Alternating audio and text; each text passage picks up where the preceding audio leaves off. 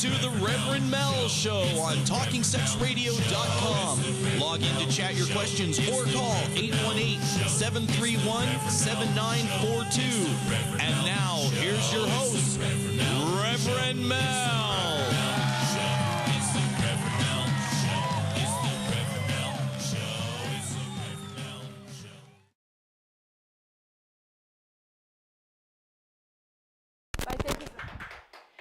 Welcome to the Rev Mel Show on TSRnetwork.com, where real people talk about real sex with real kinky people. We're going to have a really great show tonight, but you guys, I got to tell you something. Okay, you remember the show that we did where we were blowing up the balloons and we were doing the concert of the balloons? Well, I decided that I would make a 6-minute clip, okay? You guys like that, clip. 6-minute clip. Clip. I need more coffee. Maybe I should put some drugs or alcohol in it.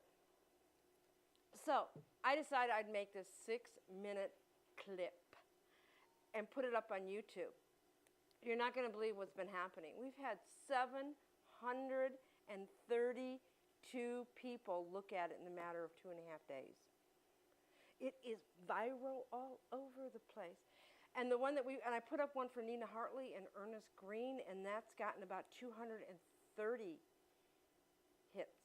So I'm really excited. And if you're looking for something really cool for Thanksgiving, you want to share with your friends, go to YouTube also and get Kinky Thanksgiving, made by Boogie, because Boogie made it, and I think we've got something like 60 or 70,000 hits on it in 1 year. So let's try to increase that this year. So if you're out there and you've never seen it, type in Kinky Thanksgiving or Boogie, and then you'll be able to bring it up and watch it. It's all about Dom and a turkey, and it is hilarious. And at the end of it, it says, made for Rev Mel, for the Rev Mel Show. And it does say Talking Sex Radio. If you're new to TSR Network, we used to be called TalkingSexRadio.com. But when we launched the new site, we made it into TSR Network, which is TSR is short for Talking Sex Radio. And we basically, brought all of the members, but you guys already know that. So go on to YouTube, but we also have if you're on TSR Network, we also, in the video area, we also put in that same 6-minute clip. God, I can't do that right. This is crazy. I am exhausted. I am tired. Guys, I got a really hard life here, okay?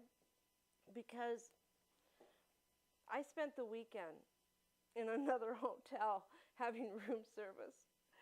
I've been, it was kind of interesting. I I've been getting too much sleep.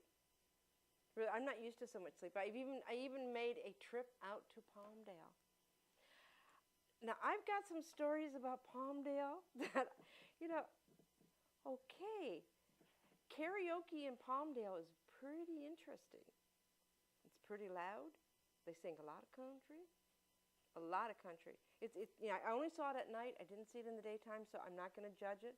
So I went to Palmdale. I may be visiting Palmdale, a little bit, every single month. So I think I got to learn how to get used to Palmdale.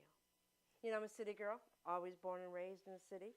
But, I love Hollywood. I love living in the new area with the new studio. And we're going to be not showing tonight, but we're still adding some new things onto the studio space. And pretty soon we're going to be renting it out. So if you want to do a little play party with a couple friends, you want to rent out TSR Studios and kind of like, play and do some spanking and some yelling, no one's going to complain. So we're going to be renting out the studio space. And also what we're going to be doing is, let's say you want to make a little video. You want to videotape you and your friends doing scenes or doing something clever or something fun, or you've got a little idea of doing like a vampire, BDSM. Oh, I can't tell you that because that's what I'm going to be doing. I can't tell you my secrets, And I also want to do Fallen Angel. And you know what I discovered on the internet today? I discovered, anyone who goes to the Lear Side, I discovered there is a TV show on the gay network that's called The Lear. Now, did they get permission from the Lear Side to do that? I don't think so. But it's called The Lear. I was really shocked. I was amazed. I said, wonder if I could call my thing The Lear. No, I can't. Because the Lear, there's only one Lear, and that's the Lear Side in North Hollywood that's owned by Kane and Karina. So, but you know what? I got a really great guest here. I'm so excited. I need more coffee because I'm not hyper enough. And for all the people that endured last week, I apologize. I promise I will not bring the sock person out tonight. But that was absolutely wild and crazy. I don't know what got into my head. All of a sudden, I had no crew. I had nobody here except Mud, which, used to work on K-Sex with us. He happened to show up, which was kind of cool. He was able to turn the camera on and turn it off for me. So, but I ran the board. It was really fun. And I am going to be doing another show in the beginning of the year. It will be called One-on-One with Rev Mel. And we're going to be putting a bed in here. So I may be doing a show in the bed. Or maybe I can get our guest to come and do a show in the bed. That might be interesting. I don't know if you followed my my FetLife today or my MySpace or even on TSR. We have a great guest tonight, and her name is Mistress Melissa. Yay! Thank you. Welcome. Thank you for having me. This is just going to be an intimate conversation between you and I. And she's never really seen my shows completely. No, not yet. I'm very excited. She's not aware of some of the questions. Bring them. Right. So we're going to do the major questions and get them out of the way. Okay. And then we're going to get into some more detailed things. Okay. Before we do this, we want to point something else. She is going to have a baby In about 3 weeks. in boy or girl? Girl. Wow. Do you know what her name is going to be? Her name is going to be Bastet, which is named after the Egyptian cat warrior goddess. Wow, Bastet. Yeah. So she is what birth sign will she be? Sagittarius. Ah, Sagittarius. Yes, Ooh, yes. They're very gregarious. They are very gregarious, and we needed a little fire in the house. So, a little more fire in the house. And she's also into BDSM, and we're going to talk about that. But first of all, let's get rid of the questions. Okay, you guys ready? Can I call you Mel or Melissa or Mistress? I'm going to ask the right way to. How should I address you this evening?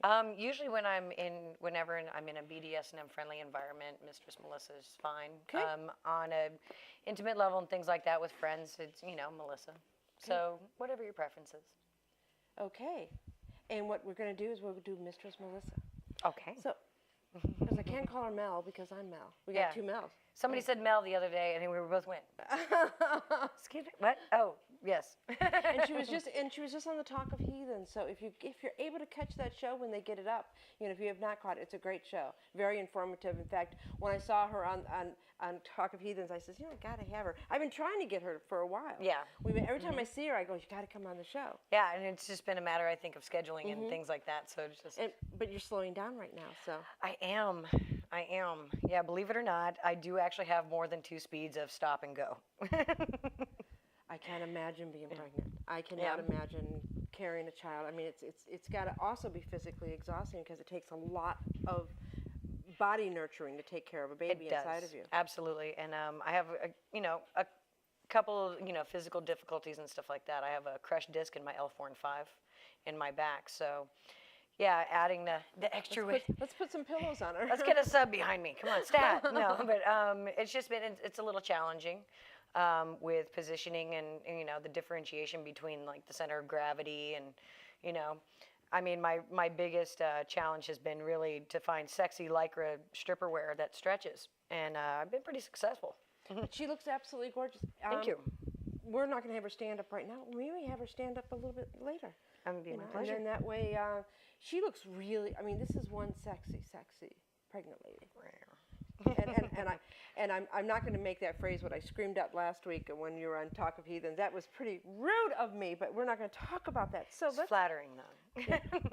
So I wouldn't kick her out of bed. I wouldn't kick me out of bed. My favorite phrase is that nobody fucks me like me. But my husband does come a close second. Does he? Oh, yeah. Is your husband good in oral sex? Oh, absolutely. Yeah? Yes. We're like points. Yes. Points? Points. And I tried to get him to come on the show, but he was busy and he wasn't able to Yeah, he wasn't able to come. But it would have been great because we really want to talk. A little bit of our conversation this evening will be about BDSM, about children with BDSM, because she's being faced with a lot of things that's going to be happening, and there's also other children in your life too. Yes. So we're going to talk about how do you keep that balance, what advice she can give, and Also, we're going to talk about other people giving her advice that is not needed. Yes, that's my favorite thing. Good. We're going to get into the bitch session a little bit. So the first question I want to ask you. Sure. How old were you when you lost your virginity? 15. Was it someone you were dating? Was it, It actually was somebody that I'd just begun dating and things like that. And yeah, one thing led to another, and it was pretty good. I like this. How long were you dating him? 6 months. That's a good time to lose your virginity with somebody. Yeah. So the reason I ask this question is because all of us are built differently. Did you lose your virginity the first time he tried? I'm talking about tried to have intercourse with you. It was the very first time? Yes. Did it hurt? Nope. There are so many people that it didn't hurt. It didn't hurt. I'd read a lot of the hype and things like that about, because a lot of young teenage girls, they have their friends talking, or what was your first time like? And they kind of have the little, gossipy session and stuff like that. And I was just like, it was nice. In accordance to like some other people's experiences, mine was pretty underwhelming. I was just like, all right, check it off. We got that done. All right, cool. Well, because as my audience knows, they've heard me say this 50 million times. It took me 5 separate occasions to lose my virginity. Oh, really? So it was really hard. It was a really painful, hard thing for me to do. Oh, wow. Yeah, it was not a lot of fun. But I was an athlete for 20 years, and a lot of young women who are in athletics or what have you, their hymens break during the athletic, activities and things like that. So, what type of sports were you in? I did volleyball, basketball, softball, swimming, track and field, bodybuilding, boxing, martial arts. I was an athlete for over the course of 20 years. Wow. Yeah. What is your favorite? It's kind of hard to say. At that point, it's absolutely was basketball and track and field. And I was a swimmer since the age of 3. So. But you don't have that swimmer's. When I was younger, I was taking swimming lessons, and all of the girls. I was never flat chested, but all the girls had these big, huge shoulders, and they, big backs, and you don't have any of that. Well, it's kind of hard to tell right now because my body shape is, gone from one thing to another. I've actually been able to kind of manipulate my body frame to whatever sport that I was doing. I had very wide shoulders. I used to joke that I'd have to wear 2 wallets for an ass because it was very tiny. Oh, wow. And I'm at the time that I was doing a lot of sports, I was about an A cup maybe because my body fat percentage was so low. Do you think the reason why a lot of girls, I have to ask this because Please. Girls that have really big breasts, some of them they're not very athletic. Is it because we're so self-conscious about our boobs hitting our eyes and making black blue marks? I think that's a myth. But I think that a lot of developing young ladies and things like that are absolutely self-conscious because maybe they've developed younger or faster than their friends or what have you. I have a 9-year-old girl, and she's starting to go in that direction, and it's about the big T-shirts right now and things like that, and it's a totally natural thing. It's about hiding. Yeah, it's about like, oh God, what's going on here? And in the prepubescent and pubescent ages, everything that they've been used to is not what's happening right now, and so they kind of got to get used to it and settle into it. Sometimes girls settle into it and they really embrace it, and they're like, woohoo, check these out. And some girls are really self-conscious, like these are really like, whoa, hey, what am I supposed to do with these? Yeah, I was one of those self-conscious ones. Because it's also, I think, your upbringing with your family too. If your family is ashamed of boobs, you're going to be ashamed of boobs. If they make fun of you, you're going to feel self-conscious about it. I actually had the latter because I was a late developer. And because of sports, when I was weightlifting, I only had 3% body fat when I was competing. Woo! And I was 167 pounds with 3% body fat. And my event was a clean and jerk. And so I would What's a clean and jerk? It's a weightlifting event where you have the barbell on the floor, and then what you do is you squat the bar and you clean it to your shoulders, and then you jerk it up over your head. Oh, so you go. And then you jerk it, yeah. Wow. And I used to eat like 5,000 calories a day, so I was really, like I've said, I've manipulated my body from, swimmer's build, which was wide shoulders, small ass, to volleyball, which takes down the shoulders and widens out the ass, to basketball, which is high carb.